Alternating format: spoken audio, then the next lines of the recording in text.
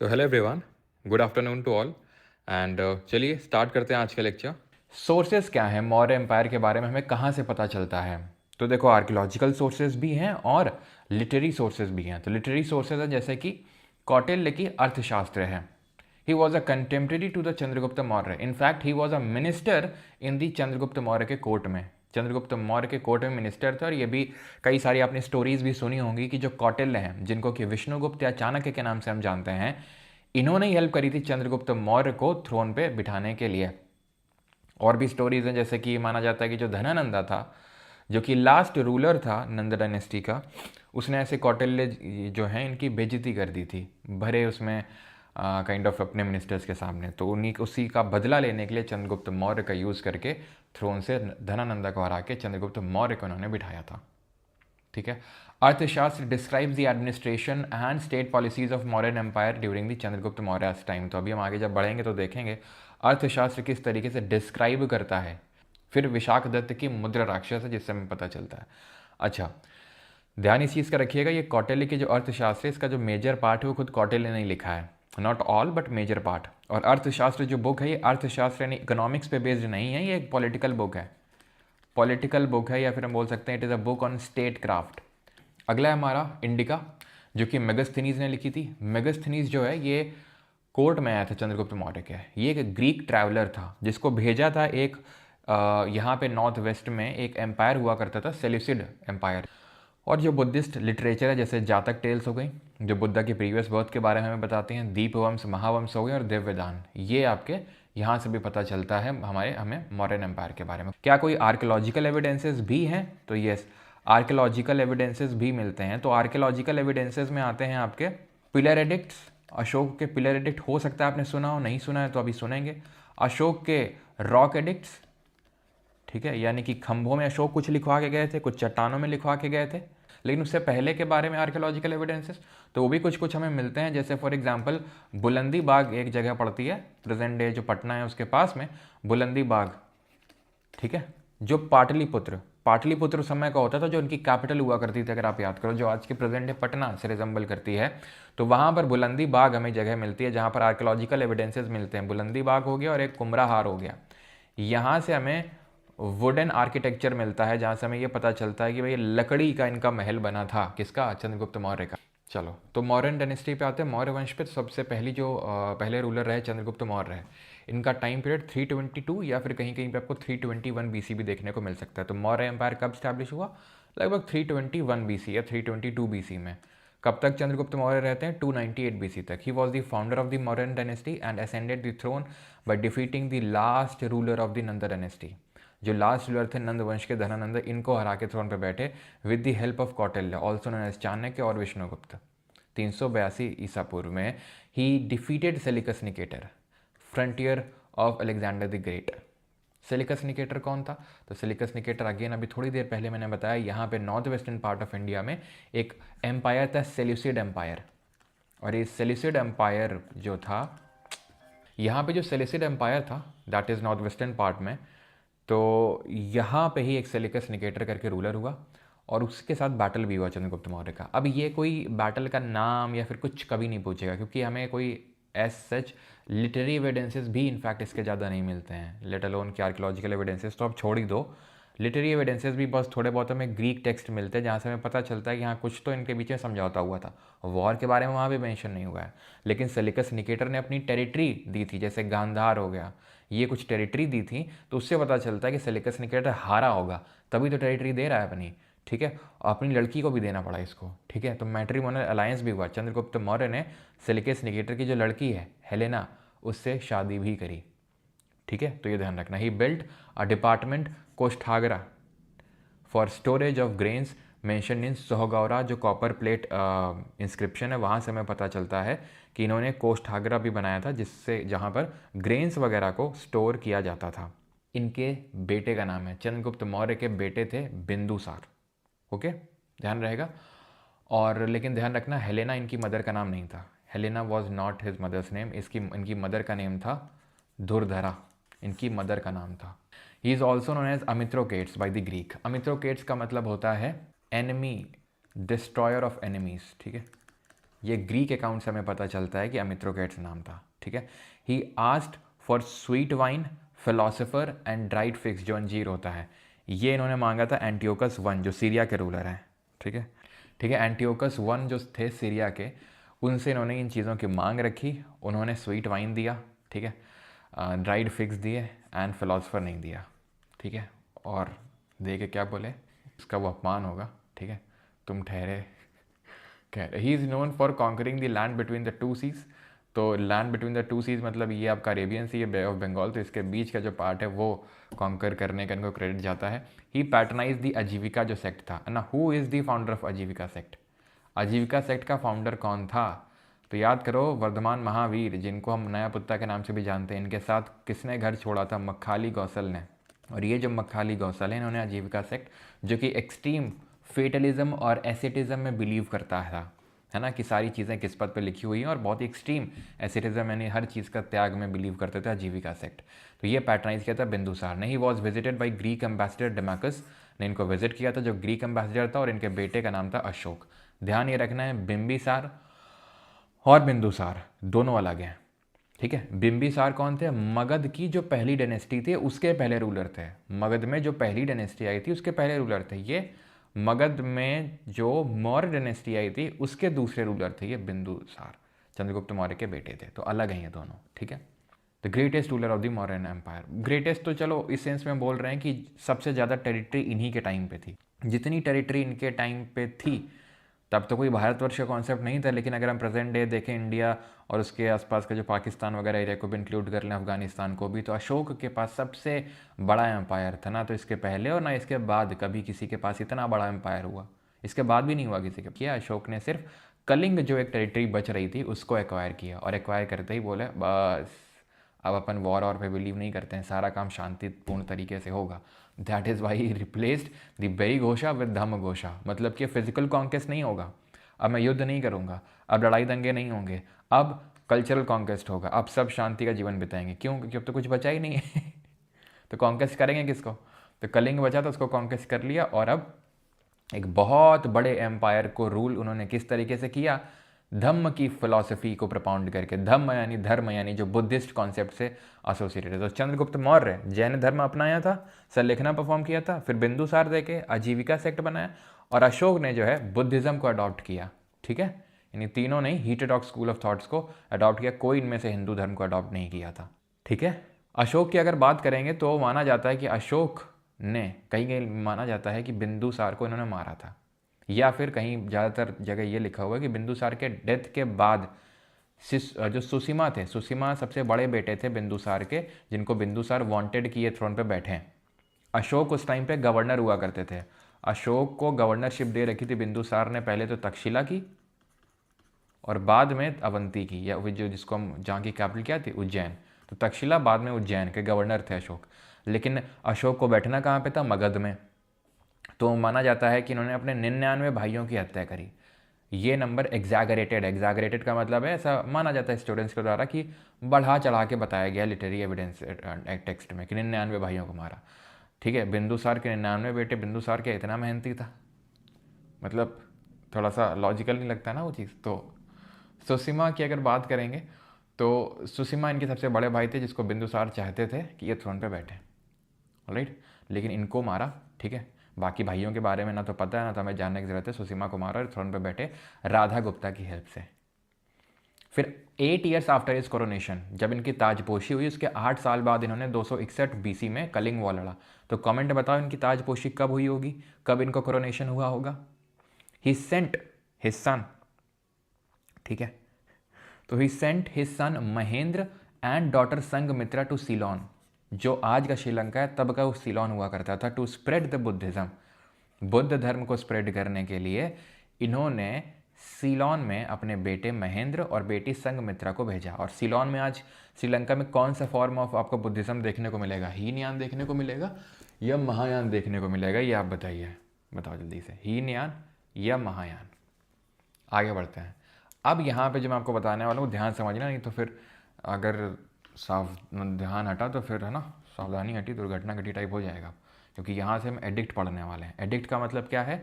जो अशोक ने चट्टानों में और खंभों में लिखवा के गए थे कुछ। क्यों लिखवाए थे पहले वो समझ लो। लिखवाए इसलिए थे लोगों को, यानी अपने सब्जेक्ट को। अपने सब्जेक्ट का मतलब है अपने लोगों को।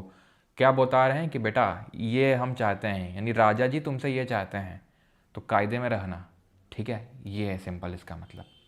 ठीक, तो क्या क्या लिखवा के गए थे वो देखने वाले हैं। तो कहाँ लिखवा के गए थे? एक तो रॉक्स में और एक पिलर्स में। पत्थर में, ये जो पत्थर दिख रहा है तुमको, और खंभों में। पहले पत्थर वाला देखेंगे फिर खंभों वाला देखेंगे। ठीक, पत्थर में कितने कितने पत्थर? 14 पत्थर। बिल्कुल गलत बात। हम ये बोलते हैं कि अशोक के 14 मेजर रॉक एडिक्ट थे। अशोक के 14 मेजर रॉक एडिक्ट थे। जब मैं बोलता हूँ 14 मेजर रॉक एडिक्ट थे, इसका मतलब यह है कि 14 लाइनें थीं। 1 2 3 4 5 इस तरीके से 14 लाइनें थी। क्या हर पत्थर पे 14 लाइनें थी? Answer is no. मैक्सिमम 14 लाइनें थी। 14 से कहीं भी 15वीं लाइन नहीं देखी गई, 14 ही लाइनें।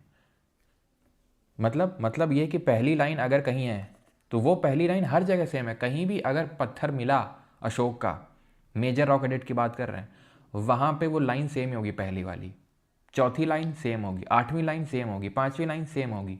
तो इससे हमें पता चलता है कि मतलब ये पहला रूल है, ये दूसरा रूल है, ये तीसरा रूल है, ये चौथा रूल है, और वो रूल हर जगह के लिए सेम है। समझ रहे हैं आप? तो ये है रॉक एडिक्ट, मतलब 14 लाइनें हैं। सर मेजर का मतलब क्या माइनर भी थे? हाँ माइनर भी थे। कितने थे? 15 से 16 थे। माइनर हमारे लिए इंपॉर्टेंट नहीं है। पहले ये जान लो मेजर और माइनर में अंतर क्या होता है। तो मेजर 14 थी, यानी 14 लाइनें, और माइनर 15 से 16। ठीक, अंतर क्या था?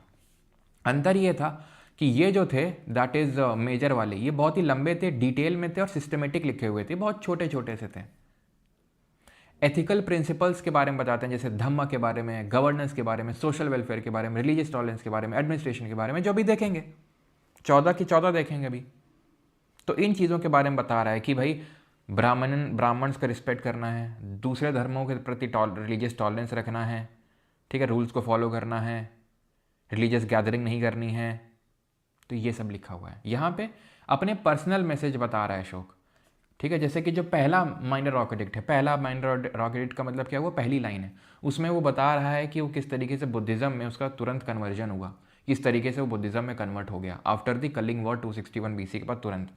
क्या मेजर में देखने को नहीं मिलता है? मिलता है, लेकिन अगेन मेजर माइनर में अंतर क्या है? ये लॉन्ग और सिस्टमेटिक है, और ये बहुत ही शॉर्ट एंड ब्रीफ है। और यहाँ पर और भी चीज़ें हैं, लेकिन ये ज़्यादातर पर्सनल मैसेज ऑफ अशोक से डील करते हैं। पर्सनल एंड कन्फेशनल है, जो अशोक खुद से कन्फेस कर रहा है काइंड ऑफ। और ये क्या है? ये वो है कि अशोक चाहता है कि उसके जो सब्जेक्ट्स हैं, उसके जो लोग हैं, उसके जो मिनिस्टर्स हैं, जिनको वो फॉलो करना है। It provides the full philosophy of Ashoka की धम्मा, कि अशोक के हिसाब से धम्मा का मतलब क्या है, धर्म का मतलब क्या है। It gives insight into Ashoka's personal religious transformation. जैसे मैंने आपको बताया, जो माइनर रॉक एडिक्ट नंबर 1 है, माइनर रॉक एडिक्ट नंबर 1 है, वो हमें बताता है इनके सडन रिलीजियस ट्रांसफॉर्मेशन के बारे में। सडन रिलीजियस ट्रांसफॉर्मेशन के बारे में आफ्टर कलिंग वॉर, किस तरीके से ये बुद्ध धर्म में तुरंत कन्वर्ट हो गए। और पूछा जाता है किसके इन्फ्लुएंस में कन्वर्ट हो गए। ठीक है, अगेन ये भी डिस्प्यूटेड है, लेकिन अगर पूछ ले तो उपगुप्त, ठीक है, उपगुप्त के इन्फ्लुएंस में। ये कहीं भी डिस्प्यूटेबल नहीं। राधा गुप्ता है कि हाँ, राधा गुप्ता का ही हेल्प लेके थ्रोन पे बैठे थे ये। राधा गुप्ता इनके मिनिस्टर थे बिंदुसार के ही कोर्ट में, उनका हेल्प लेके, उनका दिल जीत के काइंड ऑफ वो कोर्ट पे बैठे। उपगुप्त थोड़ा सा डिस्प्यूटेबल है कि इन्होंने ही कन्वर्ट किया बुद्धिज्म में कि नहीं। ठीक है, क्लियर? समझ में आई इतनी चीज़? अशोक का पर्सनल रिलीजियस ट्रांसफॉर्मेशन है यहाँ पर अशोक क्या चाहते हैं लोगों से, क्या क्या, तो वो मेजर में लिखा हुआ है। किस भाषा और किस स्क्रिप्ट का इस्तेमाल किया गया है? तो मोस्टली, तो यहाँ पर ध्यान रखना, टोटल 3 लैंग्वेजेस यूज़ करी गई हैं अशोक के rock edict, major rock edict में, और 4 स्क्रिप्ट का यूज़ किया गया है। 3 कौन सी भाषाएं हैं? कौन सी भाषाएं हैं 3? तो एक तो है, यहाँ लिख मेजर, ठीक है, एक यहाँ पे लिख देता हूँ मैं। एक तो है प्राकृत, जो सबसे, जो मेजर कोई लैंग्वेज यूज़ हुई है, सबसे ज़्यादा अगर कोई लैंग्वेज यूज़ हुई है तो प्राकृत ही यूज़ हुई है। क्यों ऐसा हुआ है वो भी देखेंगे। ग्रीक यूज़ हुई है और अरामिक यूज़ हुई है। ये कहाँ यूज़ हुई है? ग्रीक एंड अरामिक ये यूज़ हुई है मेनली आपके जो अफगानिस्तान वाला रीजन है वहाँ पर, अफगानिस्तान वाले रीजन में। स्क्रिप्ट 4, स्क्रिप्ट 4 कौन सी? स्क्रिप्ट 4 कौन सी हैं? तो स्क्रिप्ट में एक तो है ब्रह्मी, उसमें मत देखो तुम, ऐसा देखो और आसानी से समझ में आएगा। यहाँ देखो स्क्रिप्ट 4 है ना, तो 4 ऐसी हैं। जहाँ प्राकृत भाषा का यूज़ है वहाँ पर ब्रह्मी स्क्रिप्ट का यूज़ किया गया है और खरोष्ठी स्क्रिप्ट का यूज़ किया गया है। सबसे पहले डिसाइफर किया वो किसने किया? जेम्स प्रिंसेप ने। कब? 37 में, 1837 में, 1837 में। तो James Prinsep was the first to decipher the Ashokan inscriptions in the 1837। लेकिन पब्लिश कब हुआ यह, मतलब कब ऑफिशियल अनाउंसमेंट हुआ? 1838 में, 1838 में। थोड़ा बहुत उसमें विलियम जोन्स का रोल था बस। एसएच डिसाइफर की जब बात आएगी तो जेम्स प्रिंसेप ही आंसर रहेगा। ओके, 10 जगह है जहाँ पर मेजर ऑर्किटेक्ट मिले। कांदाहार अफगानिस्तान में, शहबाजगढ़ी खैबर पख्तूनख्वा में, ठीक है, कहाँ है? पाकिस्तान में। ये किस लैंग्वेज में होगा? ग्रीक एरामिक, अभी बताया, ग्रीक एरामिक और प्राकृत तीनों थी, ट्राइलिंगुअल था। ये मेजर की बात कर रहा हूँ, माइनर तो बाइलिंगुअल ही था। शहबाजगढ़ी खरोष्ठी स्क्रिप्ट में है, ठीक है। देन खरोष्ठी, खरोष्ठी का क्यों यूज़ किया समझ में आया अभी? नॉर्थ वेस्ट में ना खरोष्ठी, यहाँ खरोष्ठी होगा, यहाँ पर ग्रीक एरामिक होगा। ले भैया दबा के प्राकृत ब्राह्मी ले, ठीक है। कलसी देहरादून में है, उत्तराखंड में, ठीक है। गिरनार गुजरात में है। 14 lines are inscribed in Girnar major architecture. पूरी 14 लाइन मिलती है गिरनार में, है ना, 14, पूरी 14। सोपारा, नाला सोपारा तुमने सुना होगा, जगह महाराष्ट्र में। धौली भुवनेश्वर उड़ीसा में, ओके। जौगड़ा उड़ीसा में। सन्नाटी कर्नाटक में। और यर्रागुड़ी कर्नूल आंध्रा में। यर्रागुड़ी कर्नूल आंध्रा में। तो ये 10 जगह जहाँ पे हमें ये मिलते हैं, ओके। अब ये एक इंपॉर्टेंट चीज़ है, फैक्ट है, that is in inscription is mentioned as Devanampiya Piyadasi. अब जब जेम्स प्रिंसेप ने डिस्कवरी करी तो कैसे उनको पता चल गया कि भाई अशोक करके रूलर हैं वो लिखवा के गए थे? कैसे पता चला कि अशोक ने इनको लिखवाया था? क्योंकि अशोक वर्ड जो है इनको मिला ही नहीं था, वो तो बाद में जाके इनको कुछ ऐसी 4 जगह थी जहाँ से अशोक ने ज़्यादातर जगह देवनामी पियादसी लिख रखा था, यानी देवों का प्रिय, देवों का प्रिय। अब प्रिंसेप समझ नहीं पा रहा था कौन है देवों का प्रिय, ये कौन है भैया ये इतना जो देवों का प्रिय है। फिर 4 जगह पड़ती हैं आपकी, ठीक है। 4 जगह हैं, एक तो मस्की, नेटूर, ब्रह्मगिरी और गुज्जर। यहाँ जब अच्छा देव नाम पिया दसी असो आका, अच्छा सो गई है अपना, तो ये तो अपना शौक है ठीक है। तो वहाँ से पता चला कि अच्छा ये अशोक रूलर है जो मौर्य डायनेस्टी से बिलोंग करता है। तो मस्की, नेटूर, ब्रह्मगिरी और गुज्जर, राइट, ये 4 आपके एडिक्ट्स हैं। Not the major one but the minor ones, okay. Because major ones तो हमने देखा ना अभी कहाँ पर मिले ये। कांदाहार, शहबाजगढ़ी, मनसेरा, कलसी, गिरनार। क्या ये सर 10 प्लेसेस याद करनी है? जी हाँ दोस्तों, याद करनी है आपको, ठीक है। प्रोविंशियल हेड होता था राजा के तो कोई लड़का होगा, याद करो। तक्षशिला में और उज्जैन में, पहले तक्षशिला में कौन था? अशोक था तक्षशिला में, उसके बाद फिर भेजा गया कहाँ पे? उज्जैन में।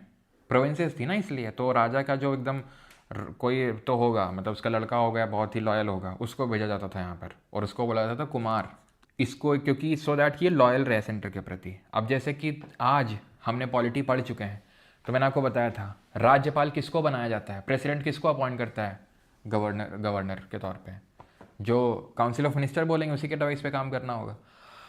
तो वो ऐसे आदमी को भेजता है हमेशा गवर्नर के तौर पे जो लॉयल रहे उससे, उसी को तो भेजता है, ठीक है, लॉयल रहे, सो दैट बगावत ना हो सके। इस कुमार के अंडर में होते थे फर्दर ऑफिसर, जैसे कि महामत्य होते थे, महामत्य, अमत्य, युक्त और राजुका, ठीक है। महामत्य देवर सीनियर आईएएस ऑफिसर, ठीक है, सीनियर एडमिनिस्ट्रेटिव ऑफिसर होते थे, जैसे आज के आईएएस ऑफिसर टाइप, ठीक है। अमत्य ये एग्जीक्यूटिव ऑफिशियल्स थे। युक्त रेवेन्यू असेस करने का काम होता था इनका, रेवेन्यू असेसमेंट देखते थे, राजस्व का, ठीक है। राजुका जुडिशियल ऑफिसर थे, लैंड मेजर करते थे, ठीक है, यानी कि न्याय देने का काम करते थे जुडिशियल, और प्लस लैंड मेजरमेंट, भूमि को मेजर करने का काम भी इनका था। तो ये पूरा प्रोविंशियल एडमिनिस्ट्रेशन था, जहाँ मेन था, हेड था कुमार, तो उसके नीचे महामत्य, अमत्य, युक्ता और राजुका, ये प्रोविंशियल एडमिनिस्ट्रेशन के ऑफिसर्स हुआ करते थे, ओके। 4 प्रोविंसेस हो गई, ये सेंटर है, ये कोई प्रोविंस नहीं है, ठीक है, सेंटर है ये। ठीक है, प्रोविंस, और प्रोविंस के अंडर में आ गई डिस्ट्रिक्ट। और डिस्ट्रिक्ट को बोला जाता था क्या? डिस्ट्रिक्ट को बोला जाता था विषय या फिर आहार। और इनको लीड कौन करेगा? कौन लीड करेगा? तो ध्यान रखना, यहाँ पर हेड होते थे डिस्ट्रिक्ट में 3 तरीके के। एक तो होता था स्थानिका, स्थानिका, और एक होता था ग्रामिका। स्थानिका होता था हेड ऑफ सेवरल विलेजेस, बहुत सारे गांवों का जो हेड होता था, हेड ऑफ सेवरल विलेजेस। और ग्रामिका होता था हेड ऑफ विलेज, गांव का मुखिया होता था यह। ठीक है, टैक्स सिस्टम देख लेते हैं। और टैक्स सिस्टम, टैक्स दिया जाता था जो गोल्ड में, उसको हिरण्य बोलते थे। इमरजेंसी टैक्स प्रणय, ठीक है। एक्स्ट्रा टैक्स पार्श्वम, जब हम इकोनॉमिक्स पढ़ेंगे तो देखेंगे आज भी एक्स्ट्रा टैक्स लगता है जिसको हम सरचार्ज बोलते हैं। ठीक है, एक्स्ट्रा टैक्स काइंड ऑफ, ठीक है, सरचार्ज की तरह पार्श्वम। ये इमरजेंसी टैक्स है। Taxes paid in kind by villages, kind का मतलब ये होता है वस्तु के रूप में दिया जाना, कि भाई कुछ खाने पीने का सामान या कुछ तो सामान दे जाओ, पैसा मत दे जाओ, कैश मत दे जाओ, लेकिन कुछ सामान दे जाओ, दैट इज काइंड। ठीक है, that is called as kind. Civil और क्रिमिनल में अंतर क्या अभी आप पूछेंगे? बता चुका हूँ मैं आपको पॉलिटी में। सिविल मतलब ये होता है जैसे कि मैरिज, डाउरी, ये सब होता है। ठीक है, क्रिमिनल में होता है मर्डर, थेफ्ट, ये सारी चीज़ें। तो धर्मस्थी न्यायालय होती थी सिविल कोर्ट, ठीक है, इट वाज सिविल कोर्ट। और ये होती थी आपकी क्रिमिनल कोर्ट। इसको कौन प्रिसाइड करता था? व्यवहारिका। और इसको प्रिसाइड करता था प्रदेष्टा।